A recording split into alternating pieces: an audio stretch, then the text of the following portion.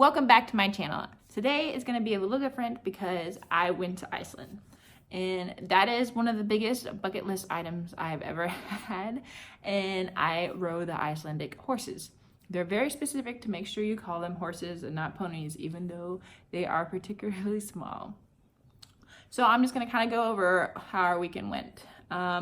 So my friend and I had planned this trip, I don't know, probably 6 months ahead of time, if not longer. We had talked about her coming over to Europe, and we didn't know exactly what we were gonna do. But she was turning 26 this year, and she had already planned. She decided she wanted to go to Ireland, and then her and I were gonna meet up in Iceland. Because now I have my little girl, so I couldn't really join her on the Ireland trip, even though I would have loved to do that one as well. But so Friday I flew out from Munich and I landed in Iceland probably around 4 o'clock. She had already been there for a couple hours, not too long, but just for a couple hours. Then we went and got our rental car, which was really funny because we thought it was automatic, but then we were shifting it, even though it was like those automatic cars that you can manually shift to as well. But we thought that was all it had. We didn't know that it could be actually automatic till like the last day. But it was good for us to be able to do manual because we went through a lot of hills. But so that was fun figuring out how to drive that thing. And then we had a little bit of a drive ahead of us because we wanted to go from Khalif, I think, airport all the way to Black Sand Beach, which, or not all the way to Black Sand Beach, but pretty significantly close to Black Sand Beach. So we had about a 2.5 to 3 hour drive ahead of us. And I mean, we didn't know the roads really well, and we didn't want to drive it too late in the dark time. But because it's a lot like Alaska, so it was staying light till really late in the evening time. So we got to our Airbnb and we stayed at the night, and it was really hard for us to sleep. One, it was kind of hot in there, but two, because we were so excited because we were gonna go ride some Icelandic horses. So in the morning we woke up, we were really eager to get there. I think we showed up almost an hour early. I thought it was 10, but then I realized it was supposed to be 10:30, so that kind of threw us off too, but better to be early than late. So as soon as we got there, it was like super windy. My friend Danielle and I knew that it was going to be really cold, or we had planned that it was going to be really cold, so we had brought tons of layers, so we could layer up. Like I had a tank top, a shirt, long sleeve, like so I could put all this underneath. I had my nice big winter coat. I had something to cover my ears. I had gloves. I had something to put under my pants. I decided to bring my hiking boots because of the mud and stuff, and then I didn't want to bring too many pairs of shoes because I was only bringing my carry-on. And I'd seen some pictures where the stirrups weren't like typical English stirrups, so I knew that it would be okay, and like I wasn't going to get caught with the rings of my hiking boots. So then we told them our riding experience. They gave us some rain gear. We decided not to wear the jacket because we had pretty good jackets on. We went with the bright orange pants just because it did seem like it was going to rain a little bit. So we put those on.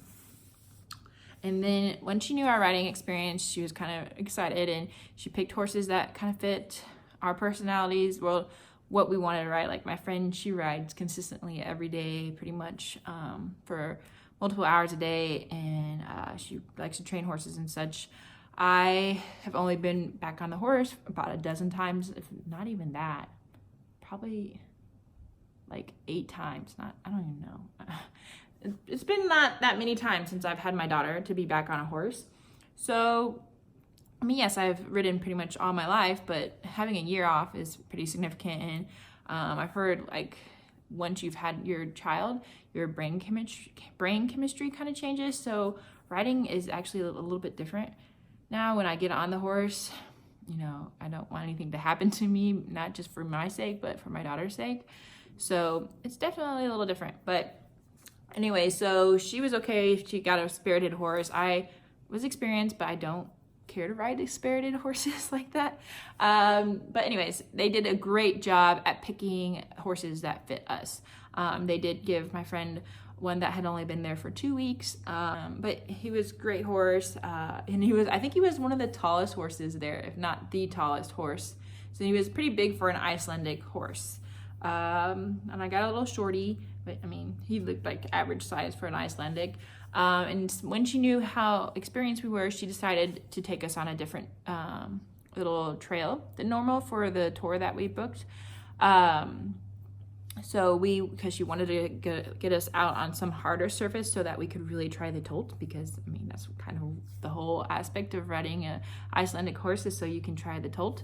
And the horse I was riding, I can't remember the name. I have it written down, and I probably would butcher it anyways. The horse I was riding was used to be a competitor horse, and so he knew how to tolt really well, but he had taken advantage of some unexperienced riders. So sometimes he would trot. She kind of explained to us that you kind of sit back a little more, almost like sitting on a couch, but not exactly. And the saddles were a little further back on their backs as well, so that they could move their shoulders better for when they were doing the tolt. As soon as she told us how to ask for it, and she was like, okay, here we go. And oh my gosh, it was amazing. I was giggling the whole time. My friend just kept turning around looking at me because I'm just giggling like a crazy little schoolgirl. I was just so happy.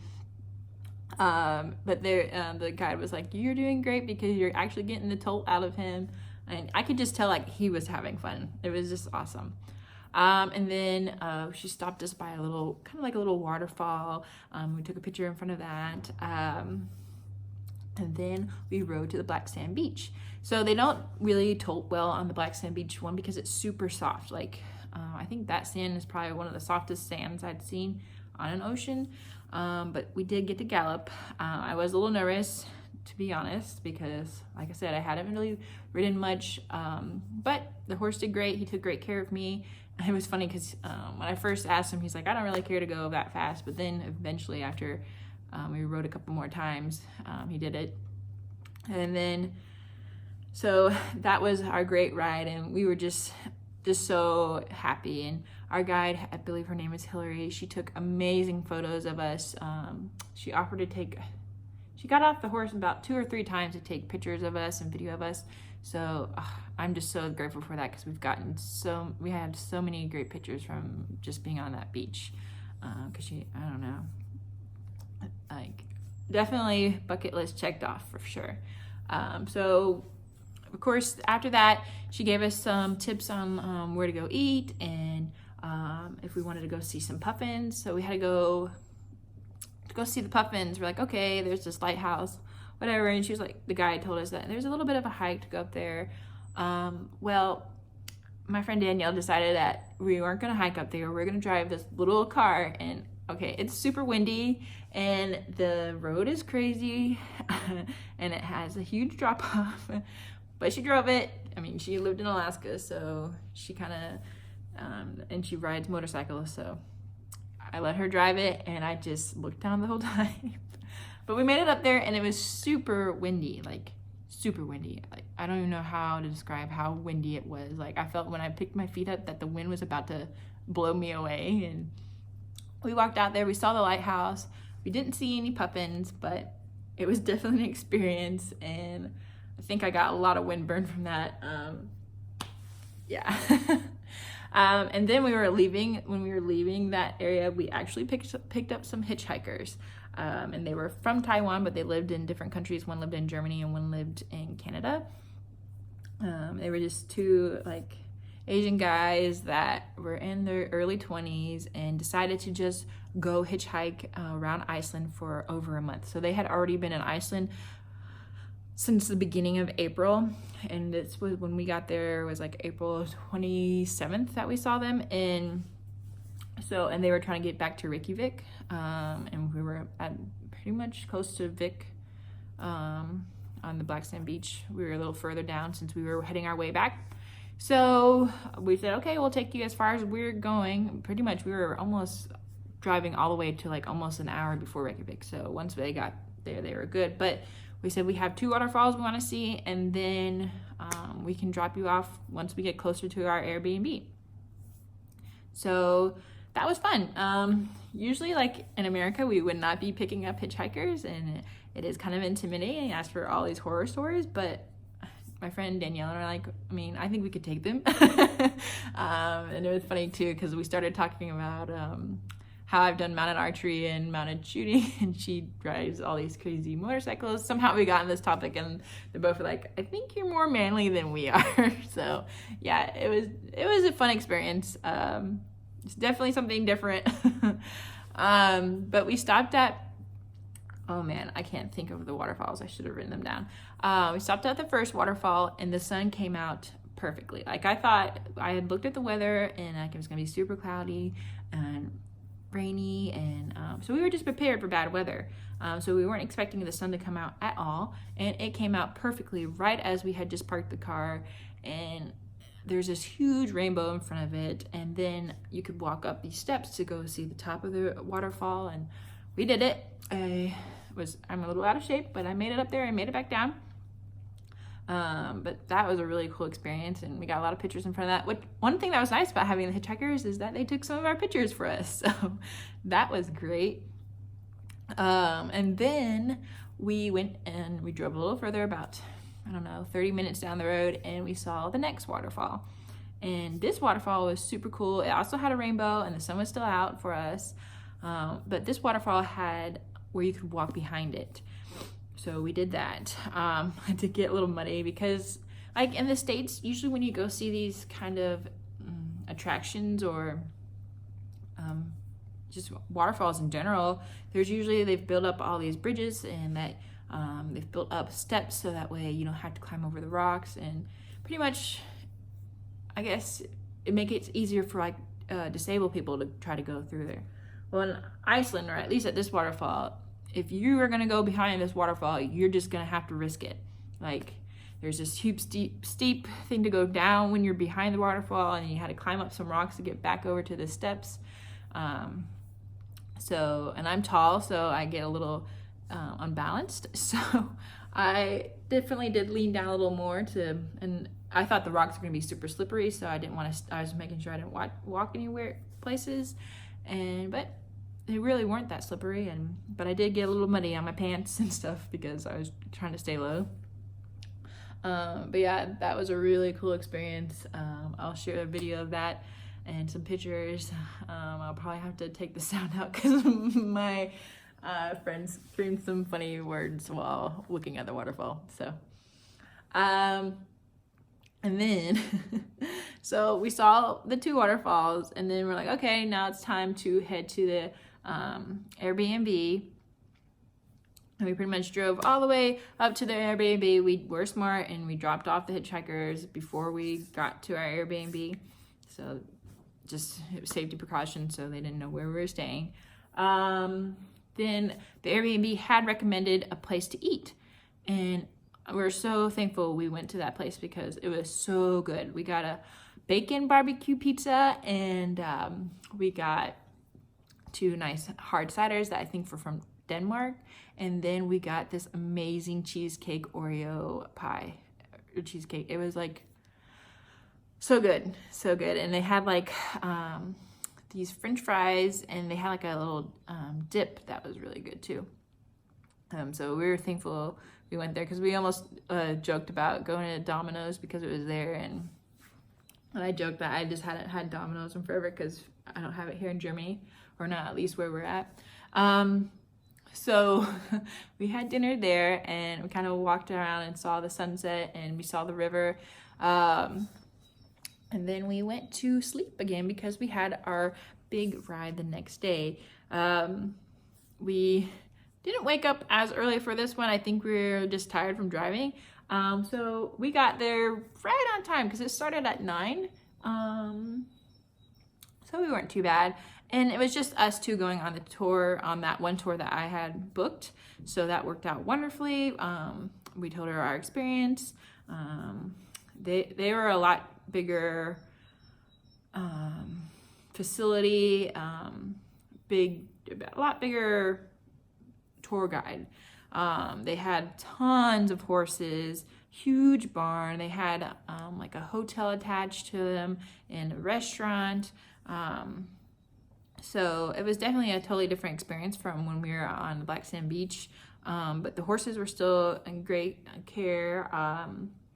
I know they told us at the Black Sand Beach that they come every 6 to 8 weeks. They come to work for 6 to 8 weeks, and then they get sent back to the over the hill, and they get to take off for about 6 to 8 weeks or the rest of the summer, just depending on the demand and whatnot. So I thought that was amazing. So you're not getting trail sour horses at all, and they're in great spirits. So we got our horses. They gave us helmets. So I was gonna bring my helmet and do a GoPro, but they are very making sure that, you know, there's no diseases coming in, because I mean, like, if you haven't heard that, you can't import any other horses there.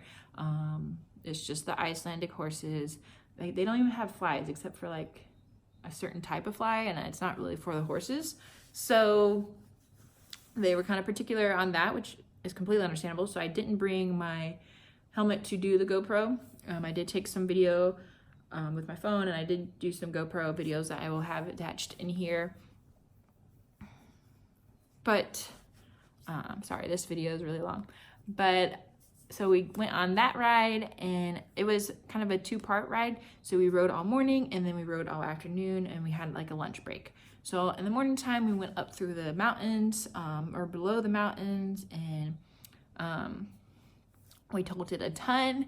And once we were doing a lot of hills, she's like, do you just want to gallop up the hills? And okay, yeah, we did a lot of galloping up the hills, which is awesome. The horse I was riding at that time, I wasn't so nervous on. She took great care of me, and it's so weird because usually I don't get along with mares, but she was awesome, and we did a lot of tolting. Since we went so fast, we did get to go through the Icelandic forest.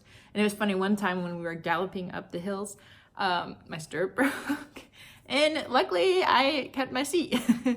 Like I said, with like a few rides under me, I still had enough balance to keep my seat while my stirrup broke. And so then she got off and tied a knot in it, and we just went on our merry way, and I still went galloping and such, so it still worked out just fine.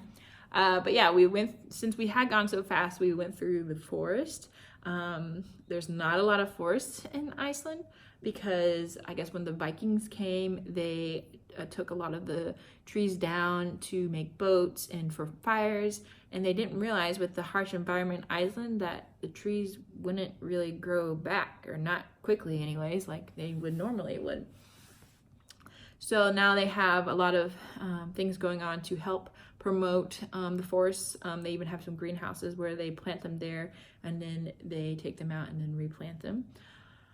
So that was fun to learn about, and it was cool when we walked through. I'll have a picture of that too. When we walked through, it looked like Narnia, and we all were laughing because she's like, oh my gosh, it does. The guy was like, that makes so much sense. Like, you know, when you come out of the dresser, and as soon as they open up, it's just like this big forest. And it was just funny because like out of nowhere there's this forest, and you just walk into it when we were riding. And then she took us to the hot springs. This was like part of a whole nother tour, but like I said, because we had gone so fast, she's like, let's go see it all. So we did. And then we rode back to the barn. We did a little bit more galloping, and then a couple more tolts, and then it was time to eat lunch. So they provided a really good lunch, just enough to fill us up to go ride again. And this one was supposed to be a little bit faster, because I guess we went really far out, and we went all the way out to the river.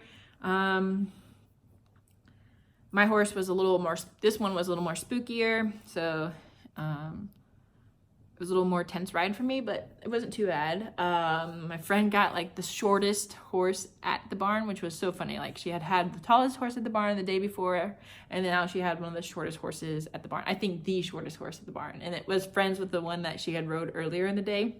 So it was really funny, and I was tolting behind her, and I felt like all I saw was her head, and like she was just tolting the ground or something. Like, you couldn't even see the horse. It was hilarious.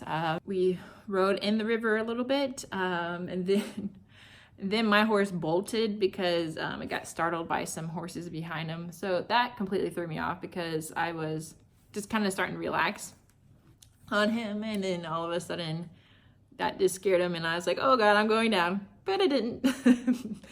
Thank goodness. And then, but yeah, we went all the way out to the river. And then we got to walk through a beautiful landscape. We went through some of the pastures with the horses and they didn't even care that we were there. We passed like 2 riding groups just holding away. Yeah, it was great. It was definitely an amazing experience, and I'm so happy we did it. Iceland is just a beautiful place. Like, even though it was that time of the year, I thought it was going to be a lot of snow on the ground. Not as green, but it was actually really green. Like, I know Iceland is green and Greenland's ice, but still, I didn't think it would be that green for that time of the year. Some of the roads were really intense, especially when we went to the Black Sand Beach. I think one said a 10-degree drop, but I think it was more than that. And even my friend agreed like that, because like as soon as you went over the hill, it went really down. It was like riding a roller coaster. And like we were in this really tiny Fiat Panda. I was like, oh my gosh, this thing is just gonna, roll down the hill instead of actually drive down the hill. But it wasn't. But it didn't do that. And then it was just a fun, great girl trip. And it was great, just the 2 of us. With the tours and everything, it worked out really well that both times it was just her and I, and we got to do whatever with the tour guide.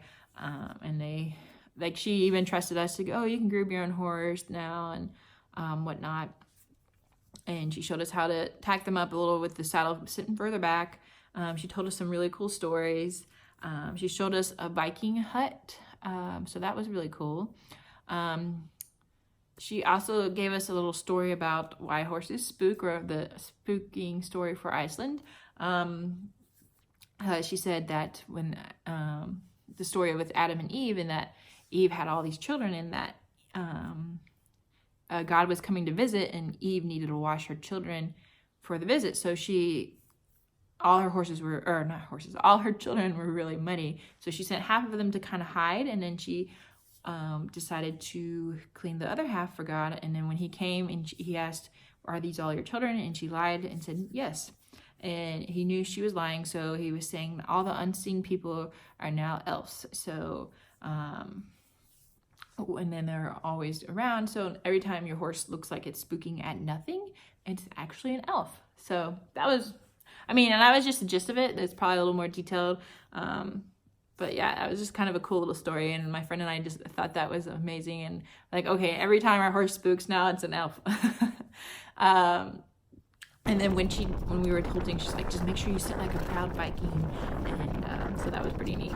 But yeah, that was our fun experience in Iceland. I hope you liked it. I'm thinking about making a video on my Spanish riding school experience that I took 2 years ago. So if you're interested in that, make sure you leave a comment in below. And if you haven't done so already, make sure you hit that subscribe button. And thanks for watching. I'll see you in the next video.